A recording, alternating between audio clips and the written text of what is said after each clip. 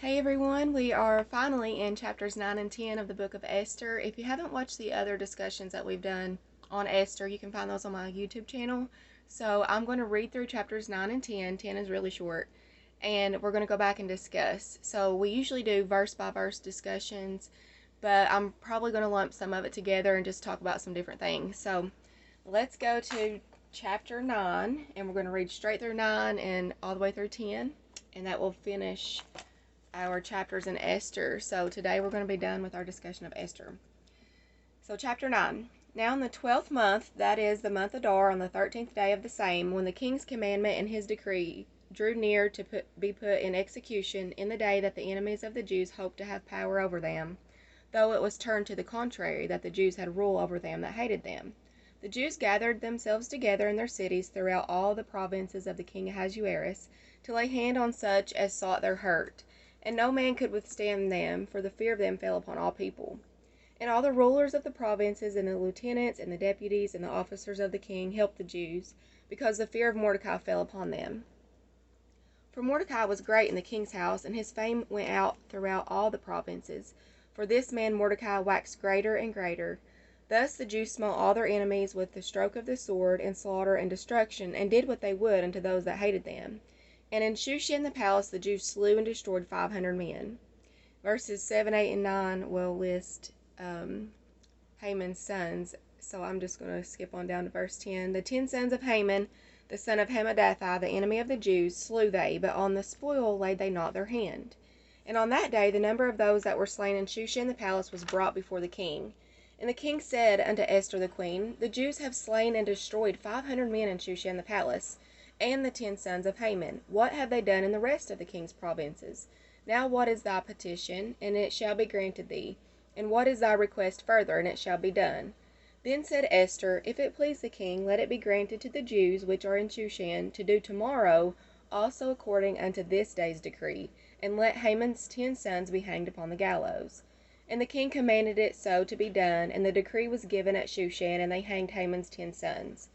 For the Jews that were in Shushan gathered themselves together on the 14th day also of the month Adar, and slew 300 men at Shushan, but on the prey they laid not their hand. But the other Jews that were in the king's provinces gathered themselves together, and stood for their lives, and had rest from their enemies, and slew of their foes 70 and 5,000, but they laid not their hands on the prey. On the 13th day of the month Adar, and on the 14th day of the same, rested they, and made it a day of feasting and gladness. But the Jews that were at Shushan assembled together on the 13th day thereof, and on the 14th day thereof, and on the 15th day of the same they rested, and made it a day of feasting and gladness. Therefore the Jews of the villages that dwelt in the unwalled towns made the 14th day of the month Adar a day of gladness and feasting, and a good day, and of sending portions one to another. And Mordecai wrote these things, and sent letters unto all the Jews that were in all the provinces of the king Ahasuerus, both nigh and far, to establish this among them, that they should keep the 14th day of the month Adar, and the 15th day of the same yearly, as the days wherein the Jews rested from their enemies, and the month which was turned unto them from sorrow to joy, and from mourning into a good day, that they should make them days of feasting and joy, and of sending portions one to another, and gifts to the poor. And the Jews undertook to do as they had begun, and as Mordecai had written unto them, because Haman the son of Hammedatha the Agagite, the enemy of all the Jews, had devised against the Jews to destroy them, and cast pur, that is, the lot, to consume them, and to destroy them. But when Esther came before the king, he commanded by letters that his wicked device, which he devised against the Jews, should return upon his own head, and that he and his sons should be hanged on the gallows. Wherefore they called these days Purim, after the name of Pur. Therefore for all the words of this letter, and of that which that had seen concerning this matter, and which had come unto them, the Jews ordained, and took upon them, and upon their seed, and upon all such as joined themselves unto them, so as it should not fail, that they would keep these 2 days according to their writing, and according to their appointed time every year, and that these days should be remembered and kept throughout every generation, every family, every province, and every city, and that these days of Purim should not fail from among the Jews, nor the memorial of them perish from their seed. Then Esther the queen, the daughter of Abihail, and Mordecai the Jew, wrote with all authority to confirm this second letter of Purim.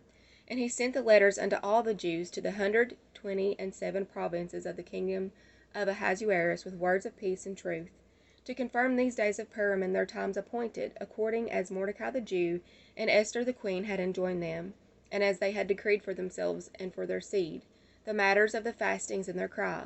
And the decree of Esther confirmed these matters of Purim, and it was written in the book. Now we're on chapter 10.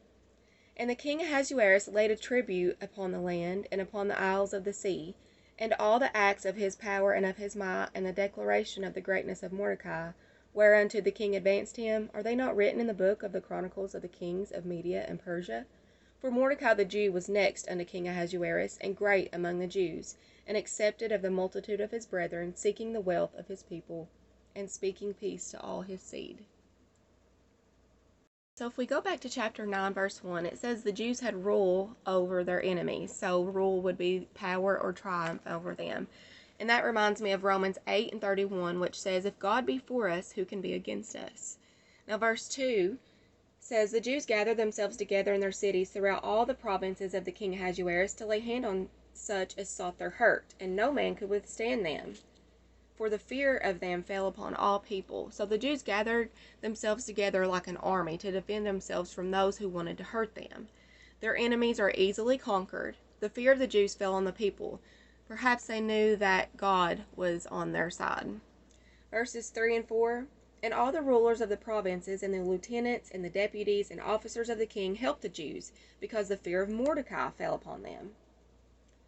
For Mordecai was great in the king's house, and his fame went out throughout all the provinces. For this man Mordecai waxed greater and greater. So they had the fear of the Jews on them, and separately the fear of Mordecai was on them. The king's men helped the Jews. Mordecai's reputation had spread, how he was respected by the king, and how him as well as Queen Esther were Jews. Now verses 5 through 10 says, thus the Jews smote all their enemies with the stroke of the sword, and slaughter and destruction, and did what they would unto those that hated them. The 10 sons of Haman, the son of Hammedatha, the enemy of the Jews, slew they, but on the spoil laid they not their hand. So it says that the Jews destroyed 500 men who sought to harm them. This is probably not only inside the actual palace, but the citadel of Susa, where the palace was. Haman's 10 sons, we can imagine, were probably trying to seek vengeance. They wanted revenge on their father being executed. So it says that all of Haman's sons were killed, all 10 of them.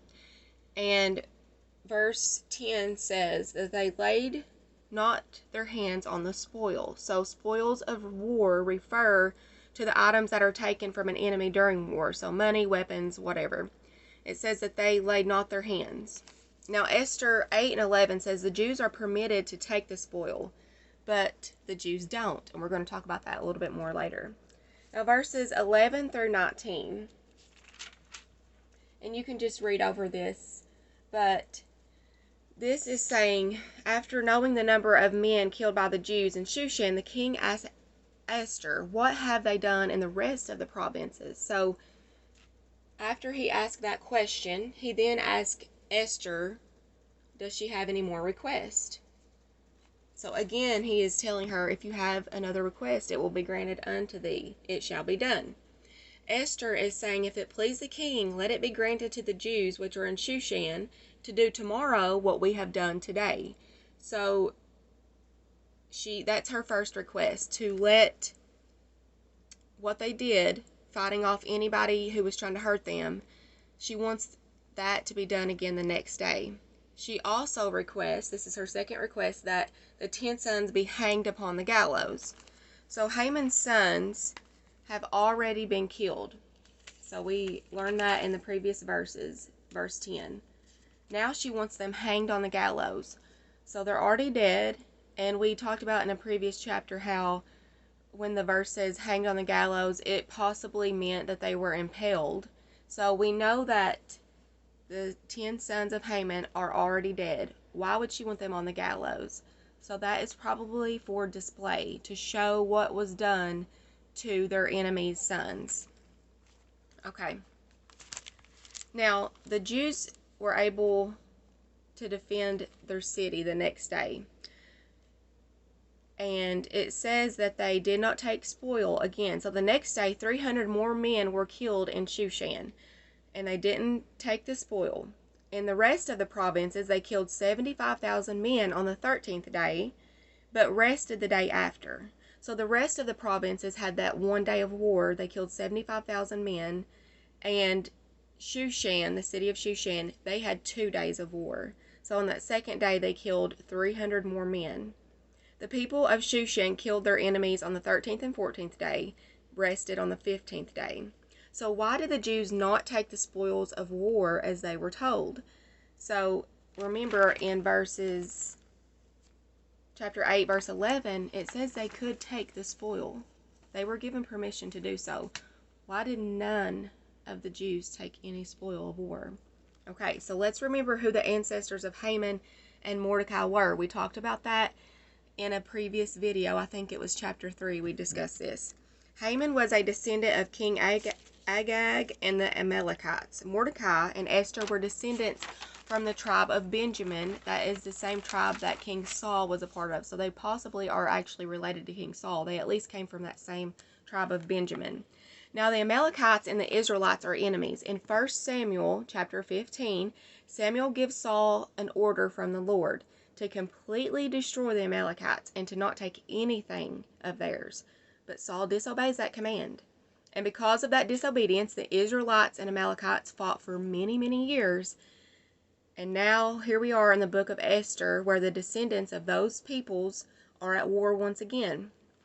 Not all of the Jews' enemies that were in the Persian Empire were Amalekites, but we know that some of them were. Haman, his sons, possibly more. But it isn't coincidence that none of the Jews take the spoil from their enemies, even though the decree says that they could do that. It was as if they were righting a wrong from hundreds of years ago. The Lord said, utterly destroy, take nothing. Okay, that wasn't done the first time. If you go back and read in 1 Samuel chapter 15, you'll see that Saul kept many things, and he did not utterly destroy the Amalekites. So God has a way of testing us again and again until we pass that test. History repeats itself sometimes until things are rectified, until that cycle is broken. Okay, so verses 20 through 32, the rest of chapter 9, talk about Esther and Mordecai and the festival of Purim. It's called Purim because Haman cast pur, that means he cast lots, to determine what day the Jews should die. We know God was working behind the scenes on that, fixing the date so they would have enough time to plan ahead. So that is all of chapter 9. Now chapter 10 is only 3 verses, and that tells of Mordecai being promoted and the great things he did for his people. So some of the things that we did in our women's Bible study group was learn about the festival of Purim. So this was instituted by Esther and Mordecai. The story of Esther is just amazing. So anything we can do to learn more or be a part of what God has shown us through studying His Word, I like to do. So in our women's Bible study group, we actually had a Purim feast. And some of the ways that we celebrated was the different kinds of foods that we ate. So any triangle-shaped food to signify Haman's hat that he was said to wear. Challah, I think I'm pronouncing that right, was a braided bread to represent the rope that Haman and his sons were hanged on. Anything vegetarian, fruits, chickpeas, beans, because it is said that Esther pretended to be a vegetarian so she could avoid non-kosher foods. Remember, she was hiding the fact that she was a Jew. So by pretending to be a vegetarian, she could, avoid those non-kosher foods without revealing that she was a Jew. So another thing that we did was we listened to the story of Esther. Anytime that Esther's name was said, we would applaud and, cheer her on. Anytime Haman's name was said, we would stomp our feet, hiss, boo. These are just some of the traditional Purim feast activities that we kind of did that day. And I just want to share something that I wrote for the ladies of the feast that attended the feast. It was on this really cute paper, but it kind of sums up everything that we have learned while reading the book of Esther. So, may you always have courage, like Vashti, to say no when something goes against your worth, like Mordecai, to not bow down to anything that isn't the Lord, even if everyone else is bowing down, like Esther, who went before the king to save her people even at the risk of death. I pray that you remember that God is in control no matter how things look, even if it feels like the whole world is against you. You were created for such a time as this. I pray that you have women in your life who are like Esther's maidens, the ones who will fast and pray with you and for you. I pray you always remember that you are a daughter of the King of Kings, and he will always extend his scepter to you when you go boldly before him. He has called you to be a royal priesthood, so straighten your crown, prepare yourself for fresh oil and a new mantle, and when you receive Esther oil, be bold enough to go to the throne room. May you never miss your Esther moment. So, we had a really good time, and it brought a lot of unity in our women's group when we studied Esther and really dove into all the wonderful things that God was showing us through Esther. And in another chapter, in another video, we discussed Esther oil. It might have been in chapter 2. But I also got the women these really cute bottles and filled them and with oil and prayed over them for their Esther oil, some anointing oil. But I had a wonderful time reading Esther and really studying it verse by verse. There's so many more hidden things in Esther.